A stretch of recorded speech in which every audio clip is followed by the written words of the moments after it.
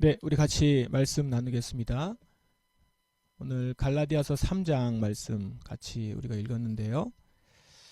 오늘 내일 우리 갈라디아서를 읽습니다. 갈라디아 교회는 바울이 선포한 복음에 영향을 받은 이들이 세운 교회입니다. 이들은 성령을 받고 회심해서 건강한 공동체를 이뤘고 모범적인 모습을 지켜왔었던 걸로 보입니다. 그런데 교회 안에 선동자들이 들어왔습니다.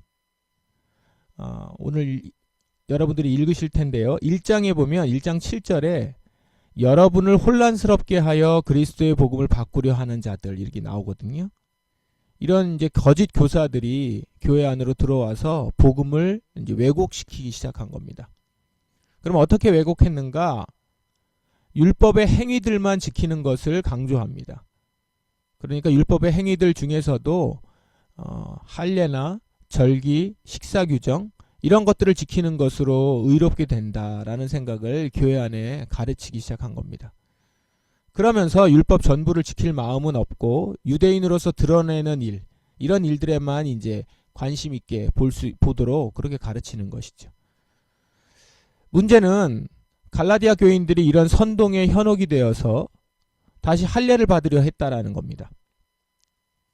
보이는 조건들을 확보해서 유대인이 되고 의에 이르려고 한 것이죠. 바울은 교회가 이렇게 다시 회심 이전으로 돌아가는 것을 강하게 비판하면서 진짜 복음인 믿음의 본질에 대해서 가르치면서 편지를 하고 있습니다. 지금 갈라디아 교회의 문제는 위선적인 영성의 유혹에 빠져 있다라는 겁니다. 나 자신의 의지와 욕망을 포기해야 하는 이런 믿음의 삶은 꺼리면서 여전히 믿음은 좋은 것처럼 보이고 싶은 유혹에 빠지는 거죠. 그러니까 나 자신을 포기하면서 사랑으로 타인에게 종노릇하며 사는 것보다는 한번 할례를 받고 내가 이제 그리스도인이 됐다 이렇게 생각하고 싶은 것이 더 매력적인 것이죠. 안식일은 얼마든지 지킬 수 있습니다. 하지만 내 자존심을 꺾어가면서 타인에게 친절과 자비를 베푸는 일은 쉽지 않아요. 그래서 할례나 절기 준수, 음식 규정 이런 것들이 진정한 자기 포기에 그리고 자기 부인의 대체물 노릇을 했던 것입니다. 갈라디아 교회의 문제점은 오늘날 우리들에게도 찾을 수 있죠. 우리도 믿음 좋은 사람처럼 보이게 만들어서 내가 믿음 좋은 사람이다 라는 평가를 받고 싶어하는, 그리고 그런 사람으로 인정받고 싶어하는 여러 모양을 찾고는 하지 않습니까? 외적 모양을 신경 쓰는 것 자체가 나쁜 것은 아니죠. 오히려 유익한 것일 수 있습니다. 경건의 모양도 중요합니다. 하지만 이것이 우리의 참된 신앙을 드러내는 수단이 아니라 그저 텅 빈 내 영성의 빈자리를 감추기 위한 그런 위장막이라고 하면 그것은 위선인 것이죠. 회칠한 무덤에 지나지 않는 겁니다. 오늘 갈라디아서 3장이 이 부분을 집중적으로 다룹니다. 여러분 1장과 2장도 꼭 읽으셔야 되는데 그 1, 2장은 갈라디아 교회의 문제점을 이렇게 본격적으로 언급하기 전에 사도 바울 자신이 어떻게 믿음으로 의롭게 되었고 사도가 되어서 복음에 헌신하게 됐는지 이것을 회고록처럼 적었습니다. 3장부터 본격적으로 갈라디아 교회의 위기의 핵심을 지적합니다. 우리가 같이 읽었던 부분을 다시 한번 보겠습니다. 1절 보시면 갈라디아 여러분들은 예수 그리스도께서 십자가에서 죽으셨다는 사실을 분명히 알면서도 남에게 속았으니 어리석기 이를 데 없습니다. 이렇게 시작하죠. 쉬운 성경은 좀 표현이 완화되어서 나와서 부드러운데 원문에는 이렇게 시작합니다. 오 어리석다. 이렇게 감탄사로 시작하면서 어리석다 라는 말로 시작해요. 개역개정이 이것을 잘 번역했는데요. 어리석도다 갈라디아 사람들아 이렇게 시작합니다. 야 정말 어리석다 당신들은 이제 이런 겁니다. 그러니까 바울은 지금 심히 답답한 마음으로 갈라디아 교인들을 질책하고 있는 거죠. 왜요? 두 눈으로 예수님이 십자가에 죽으신 것을 보고도 그런 행동을 했다라는 것이죠. 직접 보았든지 아니면 직접 본 자들의 말을 듣고 믿었든지, 어쨌든 그렇게 예수 그리스도의 십자가의 복음을 듣고 받아들였는데 지금 이런 행동을 한다는 것이죠. 이것이 바울은 도무지 이해할 수 없다라는 겁니다. 3절에서 좀 더 구체적인 내용으로 말을 하죠. 3절. 성령 안에서 살기 시작하다가 이제 와서 다시 자기 힘으로 살려고 하다니 여러분은 참으로 어리석습니다.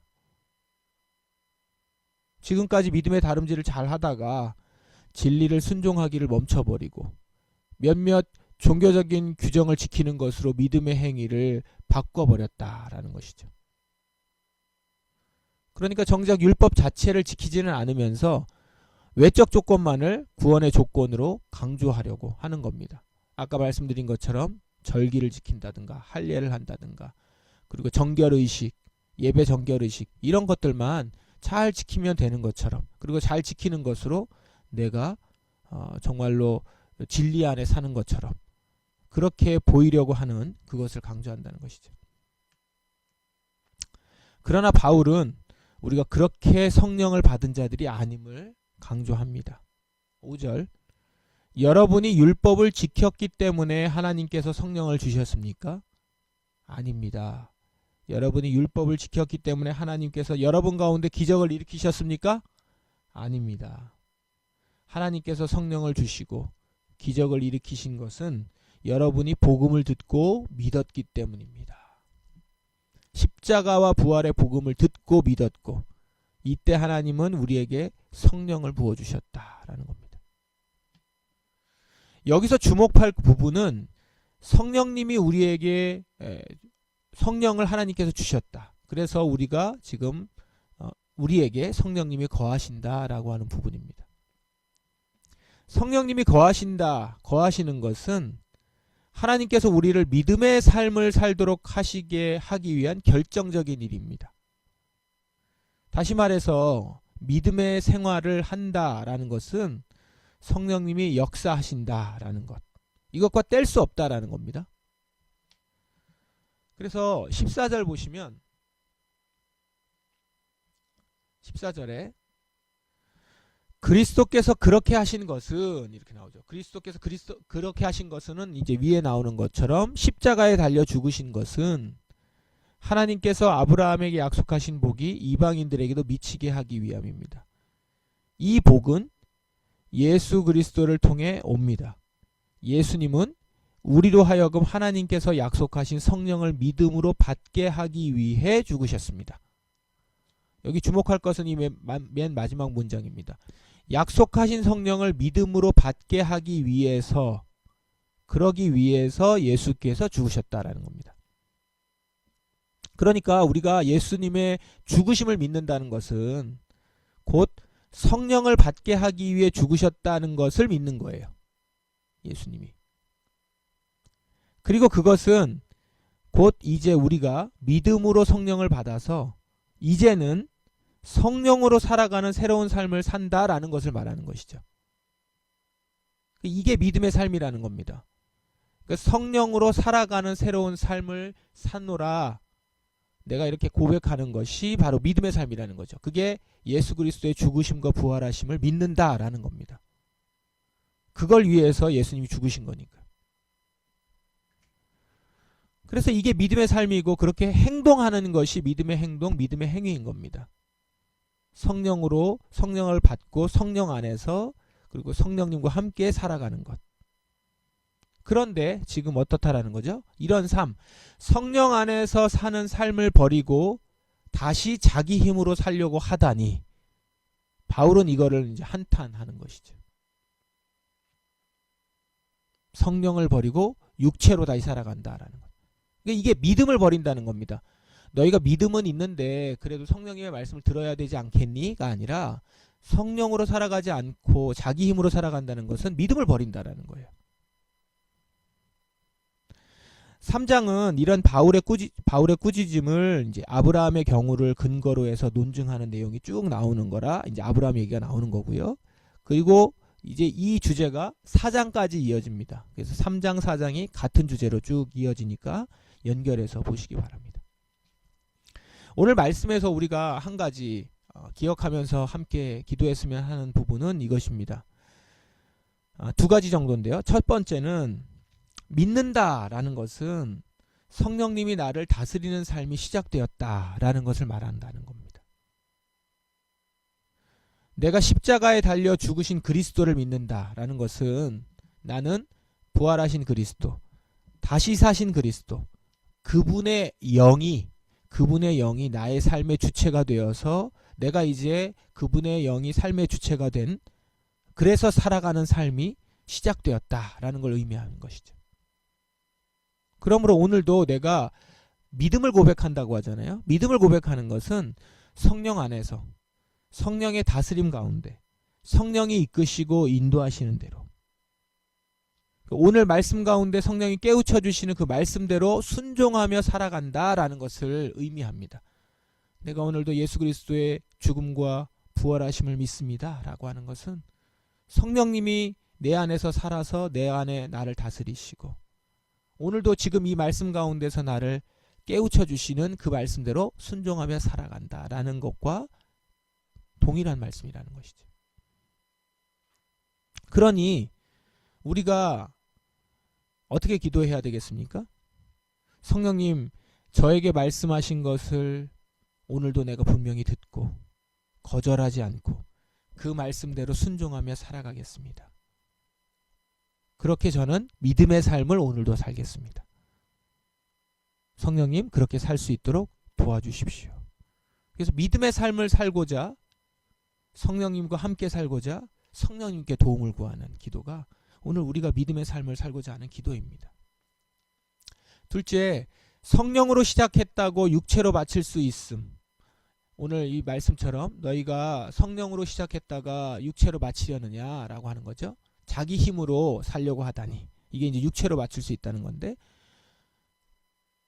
참으로 어리석다라고 지금 경고하잖아요. 이것처럼 우리는 성령으로 시작했다가 육체로 마칠 수 있는 자들임을 인식하고 경계해야 합니다.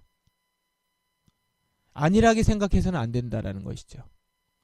우리가 예수 믿는다고 했으니 구원받았다라고 여기며 그것 외에는 아무 믿음의 행동도 행하지 않고 살아간다면 오늘 그것은 갈라디아 교인들처럼 성령으로 시작했다가 육체로 마치는 일, 자기 힘으로 살려고 하는 일이라는 것이죠.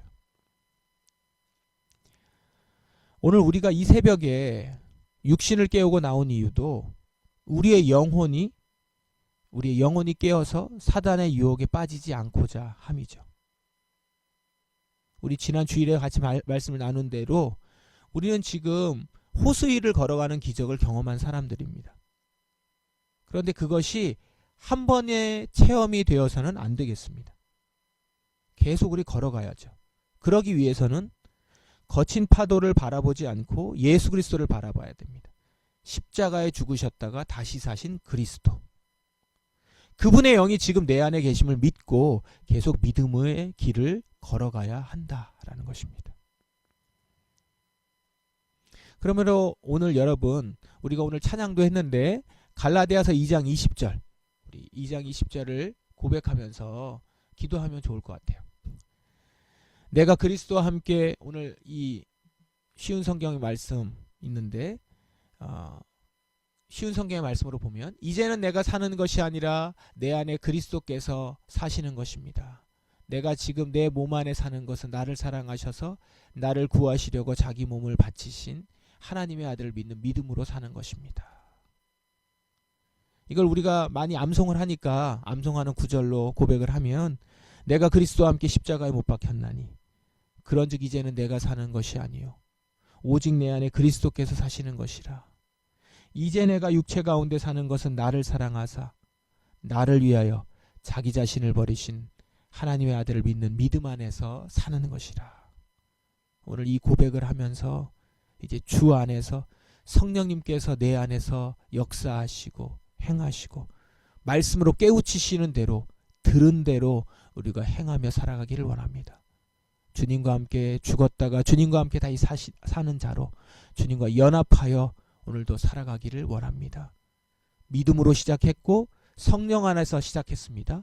성령 안에서 살다가 성령 안에서 주께로 가게 하소서. 자기 힘으로 다시 살려는 곳으로 가지 않게 하소서.